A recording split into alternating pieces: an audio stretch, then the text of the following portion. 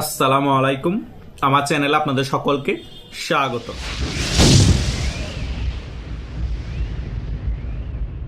আমরা সকল ইউটিউবার যখন হাদিকে হত্যা করা হয়েছিল তখন সকল ইউটিউবার আলোচনা করেছিলাম হাদির পরে কে, হাসনাত না সার্ভিস। আমাদের সকলের সিলেবাসের বাইরে গিয়ে হাদির পরে ঢাকা উত্তরের সাবেক সাধারণ সম্পাদক স্বেচ্ছাসেবক দলের মোসাব্বির গুলিবিদ্ধ। শুধু গুলিবিদ্ধ হয়নি, গুলিবিদ্ধ হওয়ার পর মোসাব্বির হাসপাতালে মারা যায়। হঠাৎ করে এত বড় একজন বিএনপি নেতাকে কে হত্যা করলো? আমরা মিডিয়ার বদলতে এক একজনের এক একটা বক্তব্য দেখতে পেয়েছি।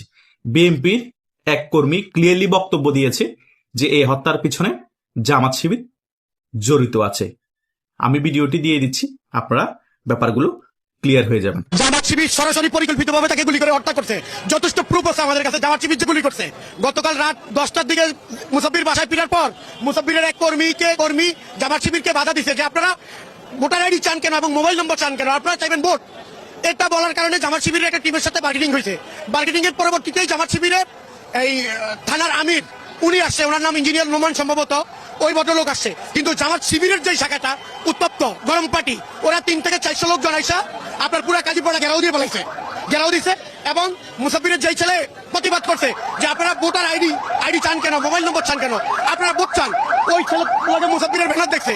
আমরা যখন সন্ধ্যার পরপরই এশার নামাজের পরপরই আমরা দেখতে পাইলাম কারণ বাজার আম্বাসার মসজিদের সামনে 1.5 থেকে 200 জামাত শিবিরের কর্মী, এবং তারা সংক্ষিপ্তভাবে করতেছে, সংবদ্ধভাবে পরিকল্পনা করতেছে।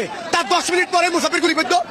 সবচেয়ে আরেকটি মজার বিষয় হচ্ছে যে টার্গেট কিলিং এর যে কথাগুলো বলা হয়েছে, 50 জনকে টার্গেট করা হয়েছে, এগুলো কেন বলা হয়েছে এখন আমরা আস্তে আস্তে বুঝতে পারছি। যারা এই সকল কথা বলেছে তারা আগে থেকেই বুঝতে পেরেছে যে নির্বাচনের আগে এরকম অনেক হত্যাকাণ্ড ঘটবে। এই সকল হত্যাকাণ্ড যখন ঘটবে, যাতে আমরা আগে থেকে এমন একটা মোটিভ তৈরি করে রাখবো, টার্গেট কিলিং করা হবে, ওই সকল বিষয়কে ইস্যু বানিয়ে আওয়ামী লীগের উপর চাপিয়ে দিতে পারবো। কারণ এটা তো নর্মাল ভাবে হত্যাগুলো হবে, তো আমরা এটাকে একটা রাজনৈতিকভাবে ফায়দা নেওয়ার জন্য আগেভাগে মোটিভ তৈরি করা হয়েছিল। যেমন হাদি হত্যার পিছনে জামাত জড়িত, এইদিকে আবার মোসাব্বির হত্যার পিছনে বিএনপির লোকেরা বলতেছে জামাত জড়িত, আবার সাধারণ অনেক পাবলিক বলবে যে নিজেদের কোন দলের কারণে মোসাব্বির হত্যা হয়েছে। নিজেদের যাতে ইমেজ খারাপ না হয়, এই সকল বিষয় যাতে আওয়ামী লীগের উপর দোষ চাপিয়ে দেওয়া যায়, সে কারণেই তফসিল ঘোষণার পর থেকে এই টার্গেট কিলিং এর ব্যাপারগুলো সকলের সামনে তুলে আনা হয়েছিল। এখন কিন্তু আমরা সকল বিষয় ক্লিয়ার। আমার কথা হচ্ছে, এভাবে করে করে যদি সকল মায়ের বুক খালি করা হয়, সাধারণ মানুষের কি অবস্থা হবে? সাধারণ মানুষের নিরাপত্তা কোথায়? যেখানে বিএনপির একজন সাধারণ সম্পাদক সাবেক স্বেচ্ছাসেবক দলের উত্তরের ঢাকা, তার নিরাপত্তা নাই, তাকে দুজন মিলে ফায়ার করে মেরে ফেলে। হাদিরটা আমি ধরে নিলাম, হাদির লোকবল কম ছিল, হাদির নিরাপত্তা কম ছিল, কিন্তু মোসাব্বির তো অনেক বড় নেতা ছিল, অনেক ত্যাগী নেতা ছিল, এবং বিএনপির মধ্যে অনেক জনপ্রিয় নেতা ছিল ঢাকা উত্তরের। এটা হচ্ছে বাস্তবতা যে বাংলাদেশে কোনো নির্বাচনের পরিস্থিতি নেই। বাংলাদেশের এমপি থেকে যারা একদম নিচু পর্যায়ের লোক আছে তাদেরও কোনো নিরাপত্তা নাই। এটাই হচ্ছে বাস্তবতা। এই পরিস্থিতিতে বাংলাদেশ কোনো নির্বাচন হতে পারে না। এরকম যদি নির্বাচন গায়ের যুদ্ধে দিয়ে দেয়, একটার পর একটা উইকেট পড়বে, মায়ের বুক খালি হবে, ফলাফল শূন্য। কারণ নির্বাচনের ফলে যে সরকার আসবে সে সরকার বেশি দিন টিকতে পারবে না। কারণ পাতানো নির্বাচনের ফলে যে সরকার আসে সে সরকার বেশি দিন দেশ চালাতে পারে না। জনগণ এখনই অলরেডি অতিষ্ঠ হয়ে গিয়েছে নির্বাচনের আগে। নির্বাচনের পরে বিএনপি নিজেদের কোন দলের কারণে নিজেরা মারামারি করে মরার কারণে আরো বেশি অতিষ্ঠ হয়ে যাবে জনগণ। নিজেরা চাঁদাবাজি, টেন্ডারবাজি, বিভিন্ন জায়গায় ঘাট মাঠ দখলের কারণে জনগণ অতিষ্ঠ হয়ে যাবে, এবং আওয়ামী লীগ তো রাজপথে নামবেই তাদের দাবি আদায়ের জন্য। কারণ আওয়ামী লীগকে নির্বাচনের বাহিরে রাখা হচ্ছে। তাই এমনটা অবস্থায় বাংলাদেশের মানুষের করণীয় এ পাতানো নির্বাচনই একেবারে বয়কট করা। কারণ বয়কট করার ফলেই এই ডক্টর ইউনূস সরকার এবং বিএনপি জামাত বুঝতে পারবে বাংলাদেশের জনগণ আমাদের পাশে নাই। আমরা যে পাতানো নির্বাচন দিচ্ছি, বাংলাদেশের জনগণ কোনোভাবে এই নির্বাচনকে সমর্থন করছে না। সমর্থন করেও কি লাভ হবে বলেন আপনারা? বাংলাদেশের জনগণের জন্য এই সরকার 16-17 মাসে কি করেছে? বরং তারা ক্ষমতায় বসার পরে তাদের পকেট ভারী করেছে, তারা হাজার হাজার কোটি টাকার মালিক হয়েছে। বিএনপি এক সাইড টেন্ডারবাজি চাঁদাবাজি করলে আরেক সাইড জামাতে করে, জামাত চাঁদাবাজি করে হাদিয়া রূপে, বিএনপি ডাইরেক্টই চাঁদাবাজি করে। এভাবেই চলছে আমাদের দেশটা। তো এভাবে করে একটা দেশের মধ্যে গণতন্ত্র ফিরিয়ে আনা যায় না, জনগণের মনোজয় করা যায় না। বরং বাংলাদেশটাকে আমরা এই 16-17 মাসে শেখ হাসিনা যে উন্নয়ন শিখরে নিয়ে গিয়েছিল, আরো ধ্বংসের দিকে নিয়ে গিয়েছি। প্রত্যেকটা জায়গায় আমরা চাঁদাবাজির অভয়ারণ্য গড়ে তুলেছি। আগে যে জায়গায় 100 টাকা চাঁদাবাজি হতো তখন সে জায়গায় 500 টাকা চাঁদাবাজি হবে। গরিব দুঃখী মানুষ কি পরিমাণ কষ্টে আছে, প্রত্যন্ত গ্রামের মানুষ আল্লাহর কাছে দোয়া করছে আওয়ামী লীগ যাতে রাজনীতি ফিরে আসুক, আওয়ামী লীগ যাতে আবার ক্ষমতায় আসুক, শেখ হাসিনা যাতে দেশে ফিরে আসুক। এই অবস্থা 15 থেকে 20% মানুষের বেশি ভোট হবে না, মানুষ বেশি ভোটও দিতে যাবে না ভোট কেন্দ্রে। এটা 100% পাতা নির্বাচন। আর 80% মানুষ ঘরে বসে থাকবে।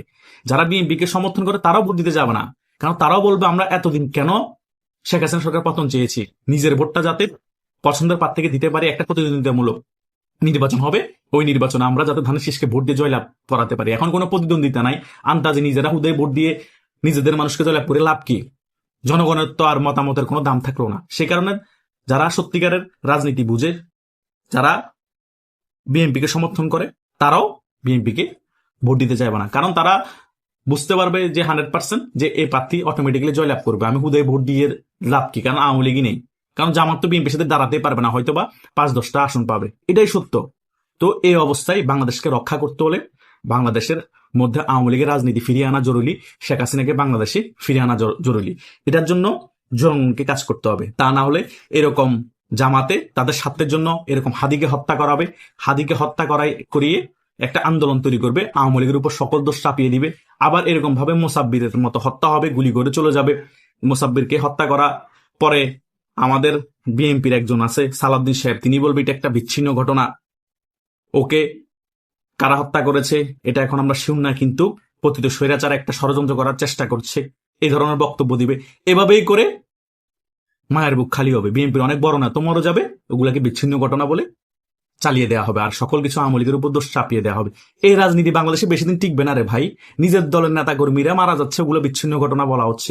বিএনপির তো একজন নেতা মারা যায়নি, কিছুদিন আগে পল্লবীর সাধারণ সম্পাদককেও তো মেরে ফেলা হয়েছে, শপিং মলের ভিতরে ঢুকে মেরে ফেলা হয়নি গুলি করে, ওটাও কি বিচ্ছিন্ন ঘটনা? এত বিচ্ছিন্ন ঘটনা কেন? তো বড় বড় বিএনপির নেতা মারা যাচ্ছে, নাকি বিএনপির নেতারাই বিএনপি নেতাদেরকে মারছে, মেরে আবার জামাতের দোষ দিচ্ছে, আবার জামাতের নেতারা জামাতের নেতাদেরকে মেরে আবার বিএনপির দোষ দিচ্ছে। এইরকম নোংরা রাজনীতি কেন?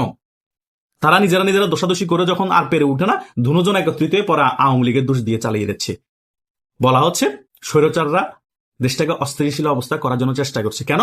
তারা যাতে তাদের দলের ইমেজ ঠিক থাকে, আগামীতে নির্বাচন জনগণ যাতে ভয়ভীতি না পায়। আরে ভাই, জনগণ অনেক আগে থেকে ভয়ভীতি পেয়ে আছে। জনগণ যে ভোট কেন্দ্রে যাবে না, ওরা মোটামুটি ডিসাইড করে ফেলছে। তোমাদের যারা বিএনপি সমর্থক তারাও ভোট কেন্দ্রে যাবে না, আমাদের হয়তো 4-5% লোক আছে ফিক্সড, তারাই শুধু ভোট দিতে যাবে, আর তোমাদের হয়তো 10% লোক যাবে। 15 থেকে 20% বেশি ভোট কাস্ট হবে না। বহির বিশ্ব নির্বাচনকে কোন রকমের স্বীকৃতি দিবে না, বাংলাদেশের জনগণ তো আগে থেকে স্বীকৃতি দিবে না। আর আওয়ামী লীগের যারা 50% এখন ভোট আছে, তারা তো কেউ যাবে না ভোট কেন্দ্রে। যত ভয়ভীতি দেখানো, যত টাকার লোক দেখানো, কোনো লাভ হবে না। এটাই হচ্ছে বাংলাদেশের এখন বাস্তবতা। তাই আপনার সন্তানকে যদি বাঁচাতে হয়, আপনারা রাজপথে নামুন, আপনাদের দাবি আদায়ের জন্য আওয়ামী লীগের সাথে একত্রিত হন। তা না হলে এভাবে করে আপনাদের মায়ের বুক খালি হবে। আপনার ছেলে বিএনপি করুক, আপনার ছেলে আওয়ামী লীগ করুক, জামাত করুক, যেই করুক না কেন, আপনার ছেলেকে আপনার দলের লোকেরাই মেরে ফেলবে, মেরে ফেলে আওয়ামী লীগের দোষ দিবে।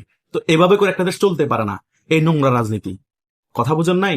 একটা মানুষকে আপনি বলি দিয়ে দিবেন, জান নিয়ে নিবেন রাজনীতির কারণে, আবার অন্য দলের উপর চাপাবেন, আবার বলবেন বিচ্ছিন্ন ঘটনা, কোনো প্রতিবাদ করবেন না, কোনো তদন্ত নেই। তদন্তের মধ্যে আসল খুনি বেরিয়ে আসলে তাকে সেভ করে আওয়ামী লীগের উপর দোষ চাপাতে হবে, আওয়ামী লীগের কাউন্সিলরের উপর দোষ চাপাতে হবে। কেন ভাই? এটা কি ধরনের রাজনীতি? এমন বাংলাদেশকে আমরা চেয়েছিলাম 5 আগস্টের পরে? 5 আগস্টের পর আমরা যে বাংলাদেশ চেয়েছি সেই বাংলাদেশ তো পাইনি, বরং আমরা আমাদের বাংলাদেশটাকে সিরিয়া এবং ফিলিস্তিনের মতো করে ফেলেছি। একে তো দুর্নীতি, চাঁদাবাজি, গুম খুন, হত্যা, ধর্ষণ সকল কিছু বেড়ে গিয়েছে। এখন আবার মৃত মানুষকে নিয়ে রাজনীতি হচ্ছে, নিজের দলের মানুষকে মেরে রাজনীতি করা হচ্ছে। ধিক্কার জানায় এই ধরনের রাজনীতিকে। এই ধরনের রাজনীতি বাংলাদেশে বেশি দিন টিকবে না। আওয়ামী লীগ তো 16 বছর ছিল, এই পাতা নির্বাচন ফলে যে সরকার আসবে সে সরকার 16 মাসও থাকবে না। এটা লিখে রাখেন যে পরিস্থিতি বাংলাদেশে চলতেছে। কারণ একের পর এক উইকেট পতন, আর উইকেট পতন হওয়ার পরে আমরা দোষারোপ ঘুরে ফিরে আওয়ামী লীগের উপর চাপানোর চেষ্টা করি। প্রথমে নিজেরা একজন একজনকে দোষারোপ করি, পরে যখন দেখে যে নিজেদের ইমেজ খারাপ হয়ে যাবে, তারপর আওয়ামী লীগের উপর দোষ চাপানোর চেষ্টা করি। আওয়ামী লীগ নিজেদের জীবন বাঁচায় কুল পায় না, এভাবে 2-3 জন পিস্তল নিয়ে এত বড় বিএনপি একজন নেতাকে মেরে ফেলবে, হাদিকে মেরে ফেলবে, ওরে মেরে ফেলবে, তারা মেরে ফেলবে। মস্কারি মারাও মিয়া, বাটপারি বন্ধ করেন। বাটপারি বন্ধ না করলে জনগণ যেভাবে আওয়ামী লীগকে 5 আগস্ট বেনোয়াস হওয়ার পরে আওয়ামী লীগের বিদায় ঘটিয়েছে, আপনাদেরকে বিদায় করতে জনগণকে বেনোয়াস করা লাগবে না। জনগণ অটোমেটিক্যালি রাজপথে নেমে মায়ের উপর রেখে বিদায় করবে। আওয়ামী লীগের নেতারা তো বিদেশ পালিয়ে যেতে পেরেছে, আপনারা সেটাও পারবেন না। আপনাদের ভাগ্যে আরো করুণ পরিণতি অপেক্ষা করছে। আশা করছি আপনারা সকল বিষয় বুঝতে পেরেছেন। আপনাদের যদি কোনো মতামত থাকে কমেন্ট করে জানাতে পারেন। ধন্যবাদ সকলকে।